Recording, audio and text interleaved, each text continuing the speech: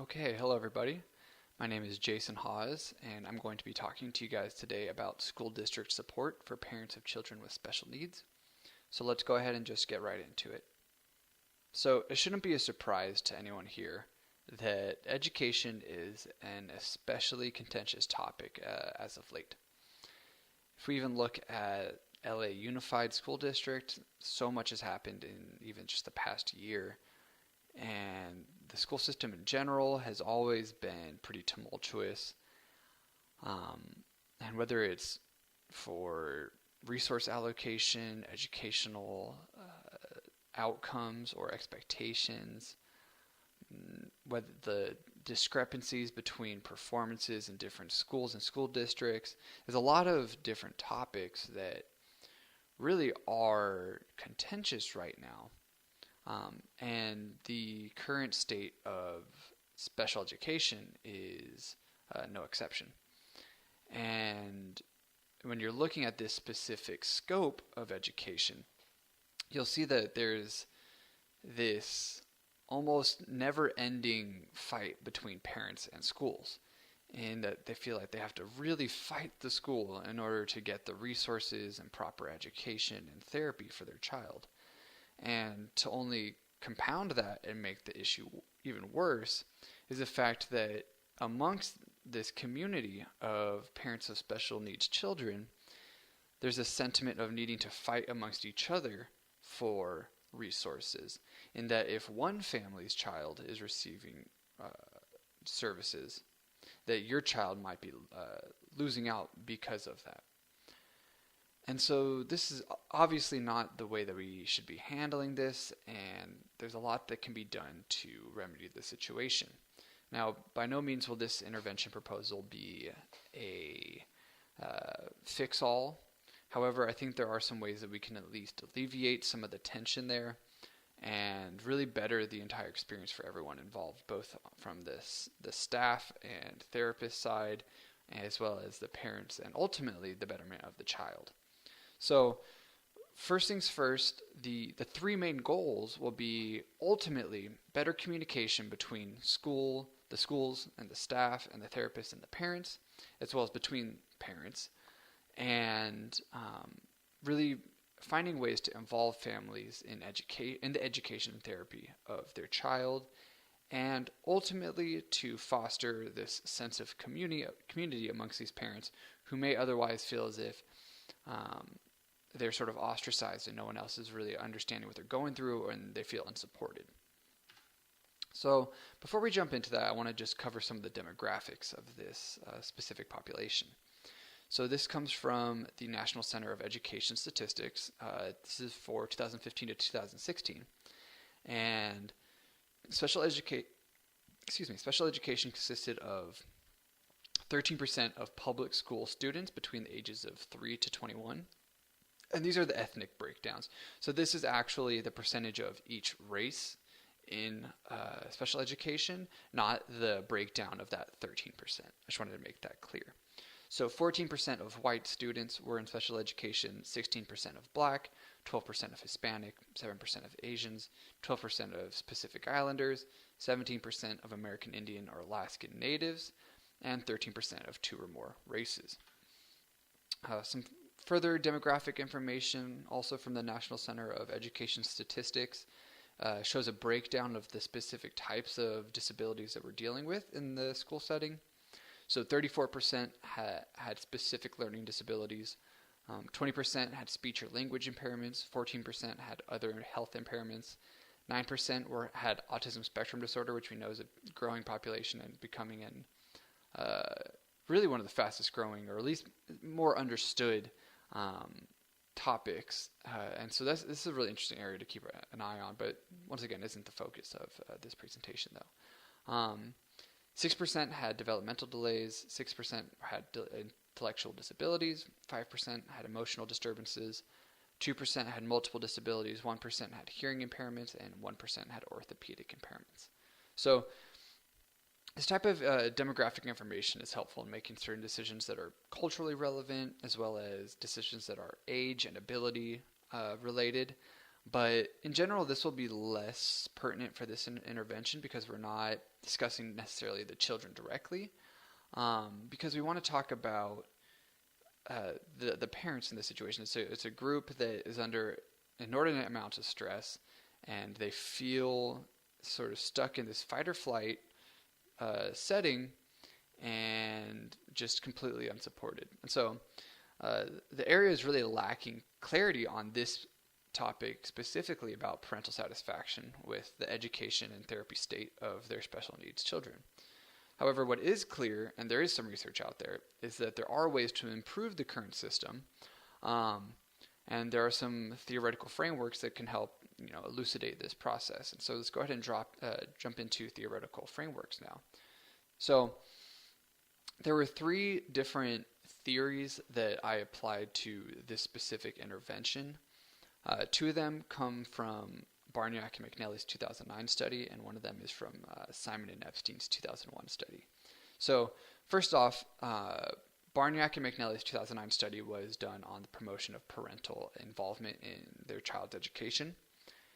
And the goal of this study was to better understand how to enhance parental-teacher relationships and promote parental involvement in the child's education and therapy process, which will be applied to this specific model, and as well as making accommodations to the needs of children and their families, because every situation will be different, and so the needs will need to be tailored to that specific family and situation, rather than just a blanket treatment and educational experience for all children and families. The second theory that we're going to be talking about is Simon and Epstein's 2001 model for improved parental involvement in child education. And so this really highlights the importance of the family and the school and community as important factors for educational success. All 3 of those spheres of influence. And basically what they were saying is that a focused and uniform support system from all 3 spheres is what allows for optimal support and growth for the child educationally. And this ultimately was the theoretical crux and baseline for this intervention. And its themes you'll see will be seen throughout each of the phases, where we need the familial and the school and the community support in order for this really to succeed, and in order to promote growth and success of the students. And lastly, although it's not necessarily directly related to this, I really appreciated how Barniak and McNally incorporated Bandura's social cognitive theory of self-efficacy into their model. And I thought they brought up a really interesting point, and this is actually the first step in my own intervention. And it's really to focus on matching the teacher's beliefs to their actions. Because what the researchers found was that in most areas that were statistically significant belief practice discrepancies, and what I mean by that is teachers believed that doing X would help increase parental involvement, but then they also measured how often that teacher actually went through with said practice, and there was a statistically significant difference in most areas. However, the most notable areas that there was this belief practice discrepancy were things practices such as sending out newsletters, creating teacher websites or web pages, more frequent parent-teacher conferences, email exchanges with parents, parent-in services, teacher contracts, as well as more frequent parent conferences so that the parents can become more familiar with one another, and more collaborative efforts with parents to help aid the children who are failing or struggling in their classes. So that really takes us into step 1 of this intervention. So step 1 has 2 main focuses, and that's to change communication approaches, so how teachers and staff members and therapists are communicating with parents, and simultaneously building trust and rapport with those parents. And I think that these 2 make sense going into together in step 1 because they really go hand in hand. And as we sort of covered, there's a collaborative effort that requires the involvement of all members in a community. And it would be unrealistic and really unwarranted to expect parents to take the charge or to take charge in this aspect. Although it can happen where parents can be the igniting factor for change in a school or a school district, this specific change will have to come from school staff. So that they'll have to be the genesis of this will have to start with the school staff, and they're the ones who are going to have to make that first step towards change. And so, for our model, for this intervention, we're taking from Tucker and Schwartz's 2013 survey, or the survey in their study. And they created this in tandem with a group of volunteer parents, where the survey was put together in order to measure the importance as parental perceptions of the importance of collaboration and inclusion of the parents in IEPs and the educational process as a whole, the importance of supportive practices and professional behavior on behalf of the teachers, the staff, and the therapists, and then also the importance of school professionals' knowledge, so how knowledgeable the teachers and the therapists are, and whether or not the parents, their levels of confidence in those staff members. And so the reason why we're going off of this is because we'll use this feedback to shape staff behavior and build trust with parents through positive change. And it's also going to be the baseline of how we measure parental happiness and really the needs, the communication needs, and the change that needs to come along with that. And so the way that we're going to go about doing this is information will be gathered at the beginning and end of the school year. So it's going to be collected twice each year. The first measure will be done to gather a baseline for the parents, and it's going to help determine what areas the school staff and therapists need to pay extra attention to in order to provide better care, and ultimately to build that trust and rapport. And the second measure will be collected in order to evaluate the success of the intervention during this first year, and really to reevaluate the needs of the parents and the children so that the proper adjustments can be made for the following school year, so we continue to see that success and continued rapport and trust building.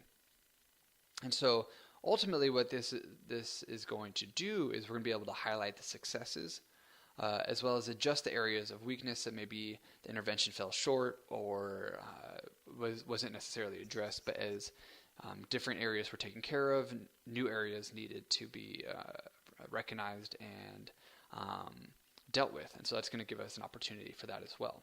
And ultimately what it's doing is promoting an improvement in communication between parents and the staff and teachers and therapists. And so ultimately what we want to be able to do is provide parents with ample ways to meet with their teachers, whether it's through email or in-person meetings that consist of more flexible hours, which doesn't necessarily have to be through in person. It could be also be through Skype or phone calls that we set up designated meeting times. And most importantly in this is setting up more thorough and clear communication before IEPs so that the teachers, the therapists, and the parents are all on the same page going into that meeting. And really the reason why this is all in step one, and it is sort of a broad step, is that trust can be difficult to cultivate. It's not just immediately formed. And so only with time and consistency and a genuine interest in helping the parents and the families will ultimately cultivate this. And although this is considered the first step in the intervention, it's a step that will be pervasive and slowly built on throughout the course of the intervention. So, and I think that's why I'm placing it as step one, is because you're going to see it grow throughout the entire intervention. So on to step two. Step two also is broken down into two goals. And the first is to better incorporate families in their child's education and therapy process. And the second is to eliminate barriers to communication between parents and teachers and therapists. And so in a article done by Harry et al., what they found is that participation and advocacy are really paramount. They're of utmost importance to parents when it pertains to their child's education and therapy. And so the goal of this step is really to discuss and listen to what the parents have to say about the unique qualities of their child, because there are going to be certain ways that you can reach the child educationally or therapeutically that you may not be aware of, but the parent intimately knows the child and will be able to give you guidance there. And further, beyond that, parents can really help impact changes in the school, especially when they're collaborating with staff members and they're all on the same page. And what Hunt et al. Found in their 2000 study was that as parental inclusiveness increases, so does their satisfaction with their child's education and ultimately their views of the school and the staff. And as I said earlier, parents can really yield valuable insight into strategies that work best for their child. And what's great about this is this gives teachers and therapists really more tools in their tool belt that they can help future children that maybe are going through similar issues, and the parents have no idea how to handle them or how to really reach them. And so it really is just it's giving back, and it's really providing the best possible care for the child that you're currently working with and the children that you might be working with in the future. And what really separates this step from the first step is that this shift requires effort from both parties. It needs to be a concerted effort on behalf of the staff and on the parents. Because too often parents feel as if they don't have the authority or education to speak on the needs of their child. And other times when they do speak up, their insight can be disregarded because staff and therapists may feel as if their professional opinion is more relevant than parental anecdotes. But it's really that teamwork that's going to be able to give us the best picture of what to do. So ultimately, what we're going to do in this second step comes from Mueller et al.'s 2008 study on parental satisfaction with special education. And so interviews are going to be conducted with parents of special needs children for two reasons. It's to gauge their current level of satisfaction with their child's education and treatment, as well as ways that the school staff and therapists can incorporate the parents. And this is mostly a part of the major subset of this portion is going to be measuring the parental opinion on the ways that IEP experiences can be enhanced. And so this interview will occur twice each year, just like with the survey, once in the beginning and once at the end. And the first interview will occur as once again that sort of baseline, and the second one at the end of the year is going to be more of that to reevaluate. And what makes this step interesting is that it really requires patience and discernment on behalf of the professionals, so that the teachers and the therapists, to determine what's going to be helpful and applicable to their goals and the progress of the child, and what may be less applicable, but having the tact to be able to handle that and still make the parent feel as if their insight is appreciated and useful. And this is really an important aspect, and it ties into the first goals, in that by giving parents more credence, they'll be able to provide abundantly more holistic and personalized education and therapy to the child, which benefits all parties involved, and you're still building that trust and rapport. And furthermore, by following up with the parents, it shows consistency and interest in positive change, not just that you're paying lip service on behalf of the school district. And then progress will also be qualitatively measured this way by tracking parental approval and feelings of inclusion. And this will help those working on the intervention to assess what aspects are working and those that need to be revisited and tuned. So this takes us to the third step. And this is a really interesting step, and it's something that we've discussed a lot in this course, and that's creating a sense of community. And specifically, it's creating a sense of community amongst the parents of children with special needs, because they can feel so unsupported. And this really comes back to this idea of relational power that Sanders presents in their 2009 study, which is the achievement of progress towards a goal as a collective unit. And so when you're working towards a goal, a common purpose, while simultaneously providing support to one another, you're really building that sense of community and support system for each other. And it really leads to healthier and more productive interactions where it hopefully and ideally replace the more competitive and hostile interactions that were there beforehand, because other families can be viewed as a threat to acquiring limited resources. So now it's changing that sort of enemy aspect into really an ally who can help support you. And ultimately, I hope this would lead to things such as more events available for the parents to attend to let them get to know each other better. Because without a strong community, the parents will continue to view each other as opposition. So the districts and individual schools must really focus on creating that homogenous culture where differences between individual students are handled correctly and the strengths are highlighted while the weaknesses are supported. And so for this third step, what's going to happen is we're going to be focusing on, there'll be a focus group in each school district that will meet once every month, and it'll be made up of the caretakers of the children with special needs. And this is where parents can meet and support one another and discuss the current state of the school, or educational progress and goals, and the therapeutic practices. And so the group discussion will be stimulated in an attempt to really problem solve any sort of pervasive issues that are still around or are propping up. And ultimately, this will be moderated by a staff member and a member of the intervention team. And they'll cover topics such as inclusivity and cultural competence of education and therapy approaches, resource allocation and access to said resources, whether certain activities and approaches will be beneficial to the students, and how well students are actually progressing in their education and therapy. And ultimately, this will hopefully build and maintain that sense of community. Because by maintaining monthly meetings, parents will feel more involved in their child's education and empowered that they can actually make a difference. And this last step is so important because it ties together all the goals of this intervention. That is, to provide parents with opportunities and tools to take an active role in the betterment of their child's lives, their education, and their therapy, and really to work with the professionals that'll be taking care of those aspects.